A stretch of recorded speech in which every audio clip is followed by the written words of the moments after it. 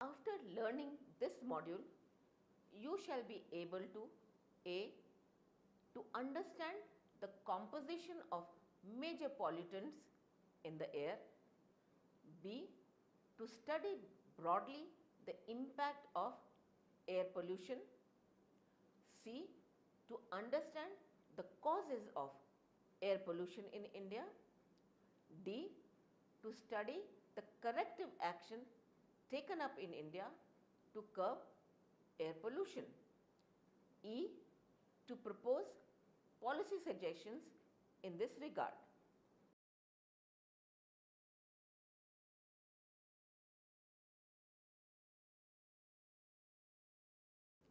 Let us start with a brief introduction on air pollution.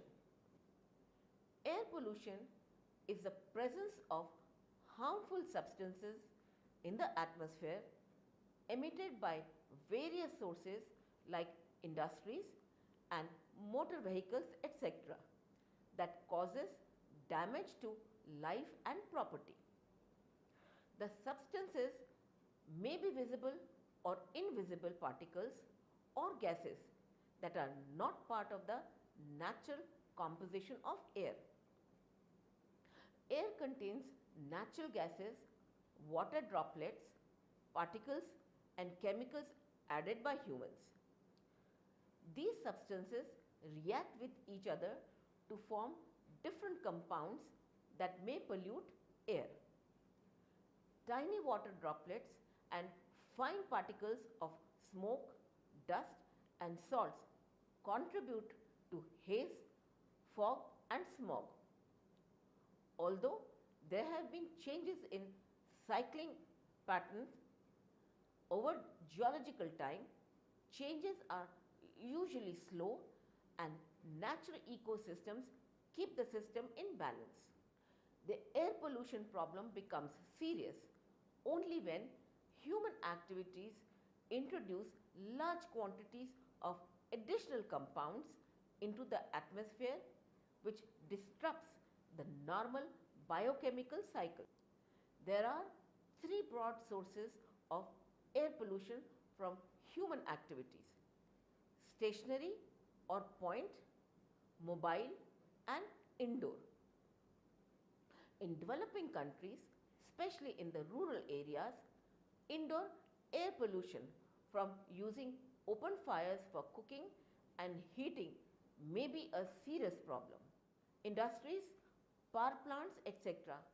are the cause of stationary air pollution.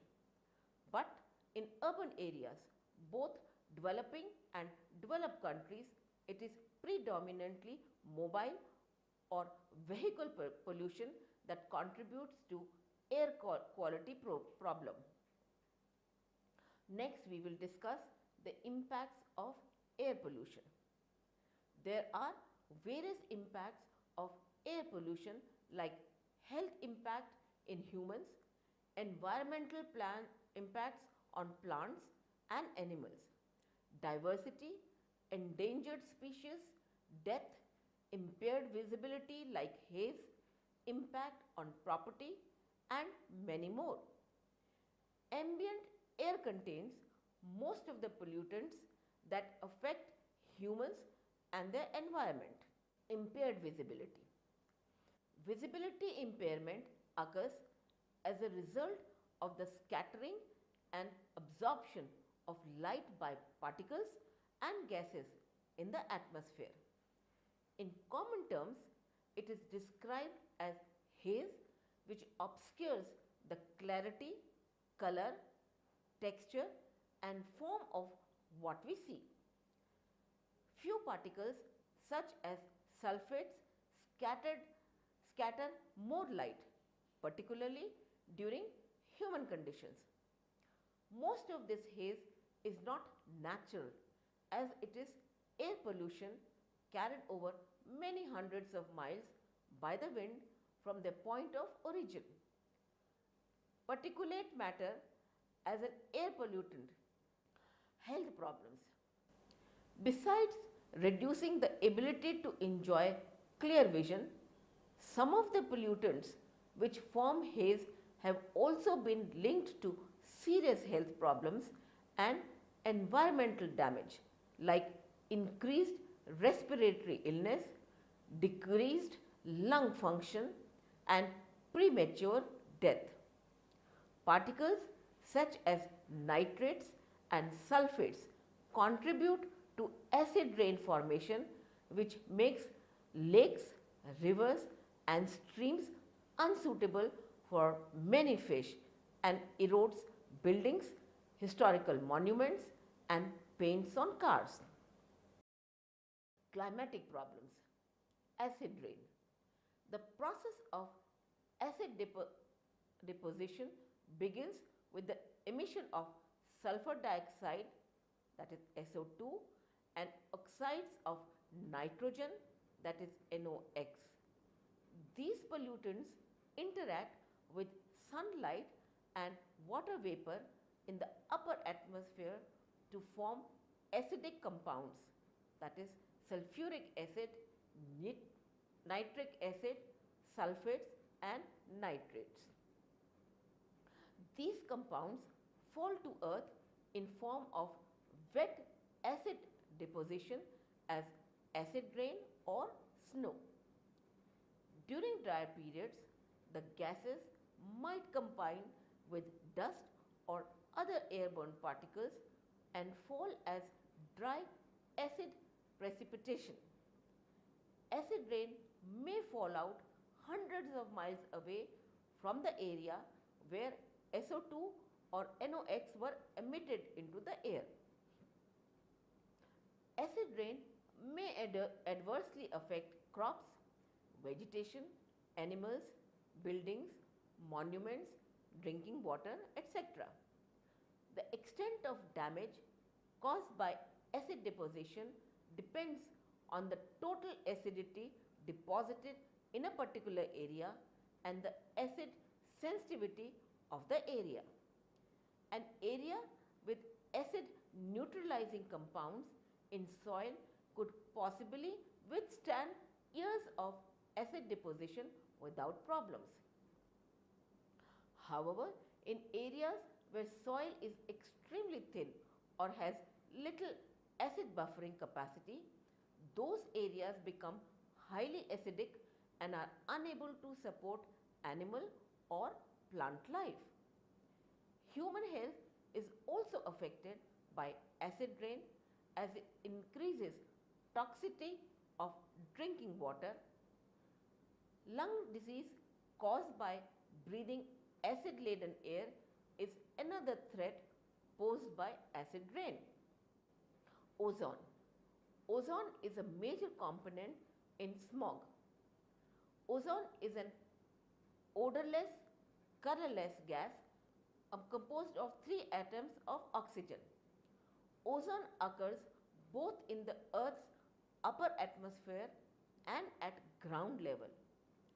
Ozone can be good or bad depending on where it is found.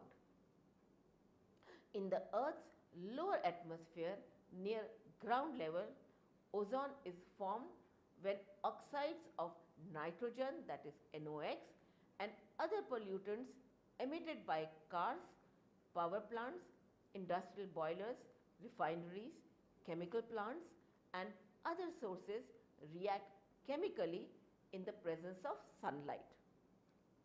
Ground level ozone concentrations may be detrimental to human health. When the levels of ozone are very high, continued exposure to it may irritate the respiratory system. Ozone can also reduce lung function. Reduced lung function can be a particular problem for those who remain outdoors for most time in a day. Ozone can aggravate asthmatic conditions in patients.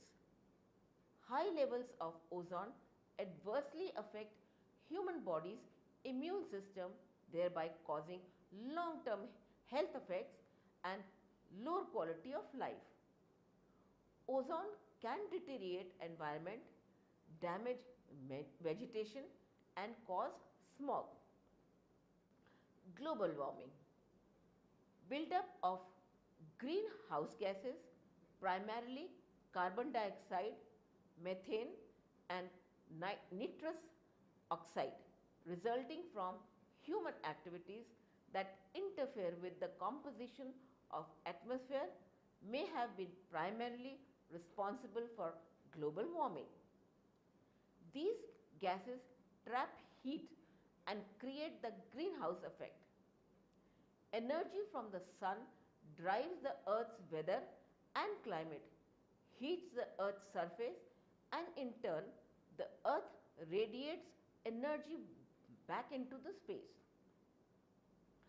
Atmospheric greenhouse gases, that is water vapor, carbon dioxide and other gases, trap some of the outgoing energy, retaining heat somewhat like the glass panels of a greenhouse.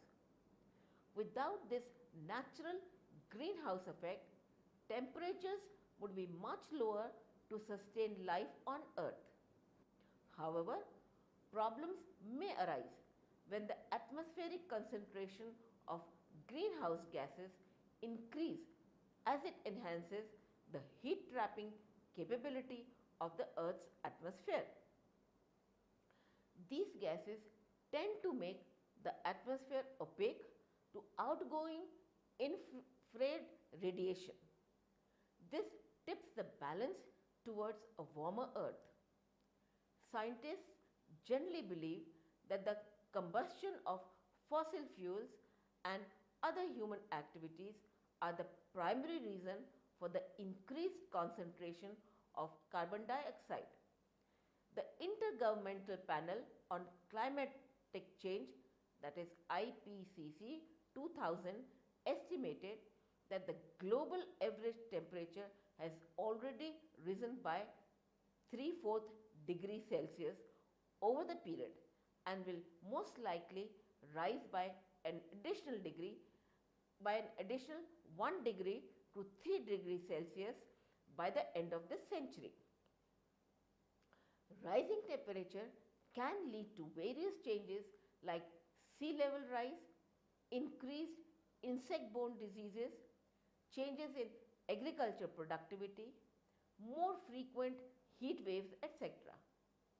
Increased evaporation due to warming up of climate may increase average global precipitation. We shall now throw some light on state and trends of air pollution in India. India's ongoing population expansion, along with rapid urbanization and industrialization, has placed significant pressure on its infrastructure and natural resources. While industrial development has contributed significantly to economic growth in India, it has done so at a considerable cost to the environment. The air quality has been therefore an issue of social concern in the backdrop of various development activities in India. As per one of the studies, air pollution related diseases are responsible for around 3,000 premature deaths every year in Delhi, majorly caused by the air pollution due to vehicle emission.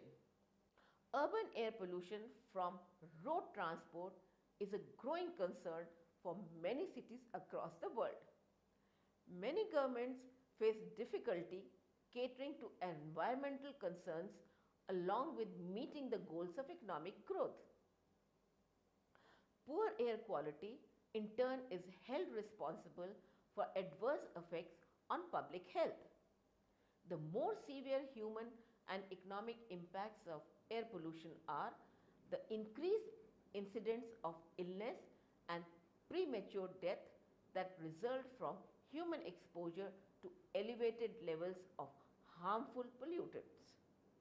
In modern scenario, it seems hard to imagine a world where one does not have to deal with the ill effects of pollution. High population growth rate, rapid urbanization, deforestation due to population and livestock pressure, requirements of forest products for essential development, etc., and increase in number of motor vehicles on road, especially diesel vehicles, are the main factors in general that have resulted in significant increase in levels of pollution. We shall briefly discuss the factors affecting air quality in India. A. Population growth. India has witnessed explosive population growth along with unplanned urbanization over the last 5 decades. Total population of India is expected to exceed 1.6 billion in 2050 from 1.2 billion presently. Oldenburg 2005. The cause has been the large-scale migration of rural population in search of livelihoods. Consequently, the IG basin is one of the most densely populated regions in the world. B. Vehicular emission load. Following the trends in population growth and urbanization, purchase of vehicles for personal use has contributed heavily to emissions containing pollutants such as sulfur dioxide, nitrogen oxides, carbon monoxides, lead, ozone, benzene and hydrocarbons. The number of registered vehicles in Delhi has increased 51 times over a period of 30 years. 17% of the cars in India are run in Delhi alone, as given by India State and Trends of Environment 2009. C. Growth in industrial sector. Impressive growth in manufacturing reflects growth trends in electronics and IT, pharmaceuticals, basic chemicals, etc. These belong to the red category of major polluting process as designated by Central Pollution Control Board called CPCB and have significant environmental consequences in terms of air emissions. Airborne emissions from various industries are of two types. One, solid particles like suspended particulate matter called SPM. Two, gaseous emissions like sulfur dioxide, nitrogen dioxide, carbon monoxide, etc. D. Growth in power sector. The power sector is a major consumer of coal, using about 78% of the country's coal production. Coal is a major source catering to the growing energy needs. It meets 51% of the commercial needs and 70% of the electricity demands. Consequently, the country has a high carbon intensity level.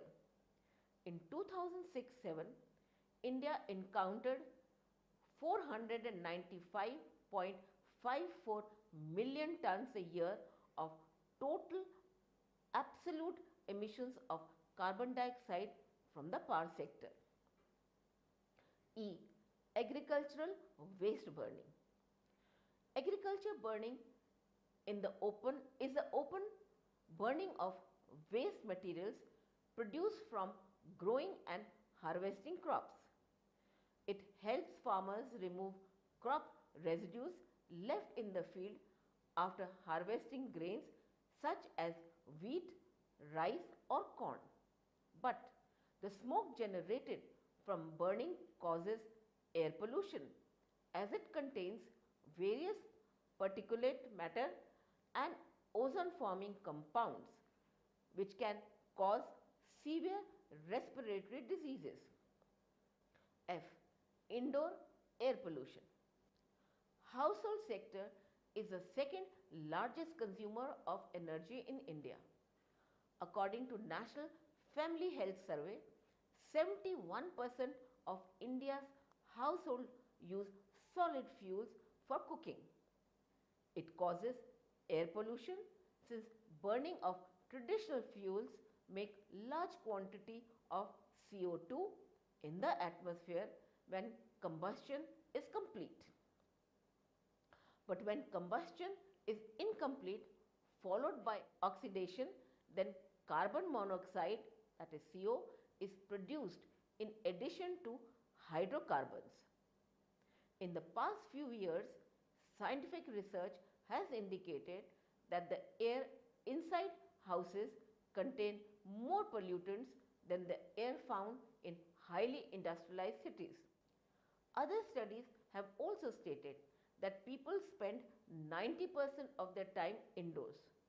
For many individuals, this increases health risks. There are a variety of things that can pollute indoor air, including dust, pollen, pet dander, mold, bacteria, viruses, and even harmful chemicals from cleaning supplies. The most common cause of poor indoor air quality are poor ventilations, as improper ventilation hinders air circulation. This makes it hard for clean, fresh air to circulate in your home. Humidity is caused by poor ventilation. Humidity in the home is a breeding ground for mildew, mold, and other bacteria. These contaminants are usually circulated throughout your home. Now we discuss the air quality trends in India. CPCB has identified a list of polluted cities in which the prescribed National Ambient Air Quality Standards, that is NAAQS, are violated. Action plans are being formulated and 88 of them are being implemented to control air pollution in non-attainment cities by respective states. Ambient Air Quality Standards. The National Ambient Air Quality Standards, that is NAAQS, are standards established to provide a legal framework for control of air pollution and protection of public health. Primary standards are designed to protect human health with an adequate margin of safety, including sensitive populations such as children, the elderly, and individuals suffering from respiratory diseases. Secondary standards are designed to protect public welfare from any known or anticipated adverse effects of a pollutant. Central Pollution Control Board is executing a nationwide program of ambient air quality monitoring known as National Air Quality Monitoring Program, that is NAMP. The network consists of 342 monitoring stations covering 127 cities and towns in 26 states and 4 union territories. The countrywide ambient air quality monitoring carried out by CPCB revealed that National Air Quality Standards, that is NAAQS, for respirable suspended particulate matter, that is RSPM, the main air pollutant of public health concern, were violated at most of the monitoring stations. According to the air quality data and trends published by CPCB in 2008, trends observed for 3 main air pollutants are discussed. Sulfur dioxide, that is SO2. Annual average concentration of SO2 levels are within the prescribed National Ambient Air Quality Standards, that is NAAQS, at almost all the locations as per the reports of the Central and State Pollution Control Board. A decreasing trend has been observed in SO2 level in major cities like Delhi and Mumbai during the last few years. This trend may be due to various measures taken such as reduction of sulfur in diesel, etc., and use of LPG instead of coal as a domestic fuel. The highest concentration amongst all residential areas was observed at the monitoring station located in Nasik Municipal Corporation building. Nasik, and highest concentration from industrial area was observed at the monitoring station located at CGCRI Khurja, Uttar Pradesh during 2007, although SO2 levels at none of the monitoring stations exceeded the NaAQS level. Nitrogen dioxide, that is NO2. During the last few years, a decreasing trend has been observed in nitrogen dioxide levels due to various measures taken for vehicle pollution control such as stricter vehicular emission norms. Vehicles are one of the major sources of NO2 in India.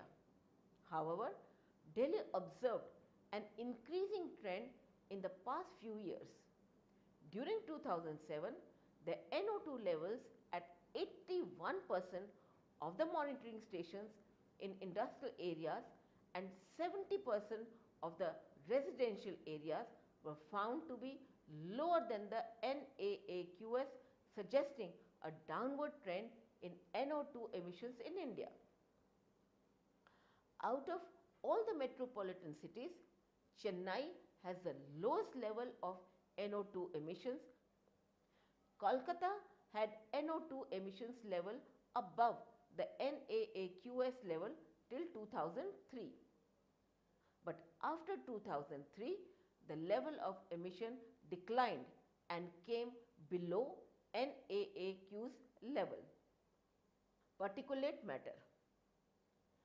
Annual average concentration of respirable suspended particulate matter, that is RSPM, and suspended particulate matter, that is SPM, exceeded the NaAQS level in most of the cities. A decreasing trend in RSPM has been observed in cities like Solapur and Lucknow during the last few years. High level of this pollutant could be a result of engine gensets, small scale industries, emissions from power plants, etc. Lower levels of RSPM and SPM are also found to be governed by factors like stringent standard for particulate matter in diesel vehicles or presence of excellent ventilation effects owing to sea and land breeze in coastal cities. Let us now focus on the response program of the government. Vehicular pollution control measures. In order to control vehicular pollution, a roadmap has been adopted as per the schedule proposed in the Auto Fuel Policy 2002, which includes use of cleaner fuels, automobile technology, and use of enforcement measures for in-use vehicles through improved pollution under control, that is PUC certification system. Fuel quality specification. Diesel and gasoline fuel quality notified under the US Environmental Protection Agency, that is EPA, in compliance with standard parameters. 2. Traffic management, that is restriction of goods vehicles during daytime. 2. Construction of more flyovers and subways. 3. Installation of time clocks at traffic signals to enable the drivers to switch off their vehicles depending on time left in the clocks. 4. Left lane exclusively for buses and heavy motor vehicles. Reduction of emissions by using lubricants. 1. Specification of 2T oil for two-stroke engine with respect to smoke emissions notified under the EPA. 2. Installation of pre-mixed 2T oil dispenser at all petroleum stations in Delhi for curbing excessive use of oil. 3. Technology. This includes compulsory fitting of catalytic converters for new petrol passenger cars. 2. Introduction of two-wheelers with 4-stroke engine. 3. Registration of only rear engine auto rickshaws. Next, public transport system. More buses in major cities to encourage public transportation. 2. Introduction of metro rail in Delhi, Kolkata, Mumbai, Bangalore and Hyderabad. 3. Proposal for BRTs approved for major cities to ease congestion. Alternate fuels. This include 1. Introduction of CNG in major cities and conversion of all city buses to CNG mode. 2. Emission norms for CNG and LPG driven vehicles have been notified. 3. Petrol vehicles now use ethanol blended petrol all over India. 4. Announcement of National Mission and Biodiesel by Planning Commission of Government of India. Next, control of pollution from in-use vehicles. 1. Idling emission norms have been notified for in-use vehicles. 2. PUC certificates issued for adherence to idling emission norms, that is between 3 to 12 months. 3. Number of computerized PUC centers in Delhi is in excess of 350. Next, mass awareness program. 1. Circulation of messages, articles relating to vehicular emissions through print and electronic media. 2. Display of ambient air quality data through display system in major cities. 3. Encouraging NGOs working on vehicular pollution control. Air Prevention and Control of Pollution Act 1981. The Government of India enacted this act to arrest the deterioration in the air quality. The act prescribes various functions for the Central Pollution Control Board called CPCB at the apex level and the State Pollution Control Board at the state level. The main functions of CPCB are as follows. Advise central government on any matter concerning air quality. Publish technical and statistical data related to air pollution. Sponsor investigations and research related to prevention, control and abatement of air pollution. Plan nationwide program for prevention and control of air pollution. Lay down standards for air quality and provide technical guidance to state pollution control boards. State pollution control boards perform the following functions. Apart from planning comprehensive programs for prevention, control and abatement of air pollution, they collaborate with CPCB for such programs. They collect and disseminate information related to air pollution. Advising state government on any matter concerning air pollution is also one of the important functions of SPCBs. Industrial pollution control. Measures taken in order to curb air pollution from industrial sources are as follows. Industries directed to install necessary pollution control equipments. 2. Compulsory environmental clearance for 29 categories of developmental projects. 3. Identification and restoration of air quality in critically affected areas. 4. Environmental guidelines have been evolved for sitting of industry. 5. Power plants in sensitive areas to use low ash content coal. 6. Environmental audit mandatory for all polluting industries. National Air Quality Monitoring Program. CPCB is executing a nationwide national air quality monitoring program.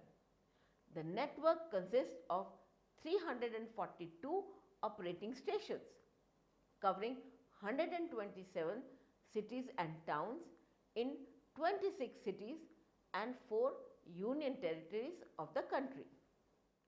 Some of the objectives of NAMP are to determine the status and trends of ambient air quality, to ascertain whether the prescribed ambient air quality standards are violated, and to assess health hazards and damage to materials. Under the NAMP, 4 air pollutants like SO2, NO2, SPM and RSPM, that is PM10, have been identified for regular monitoring at all locations. Let us now focus at various policy suggestions.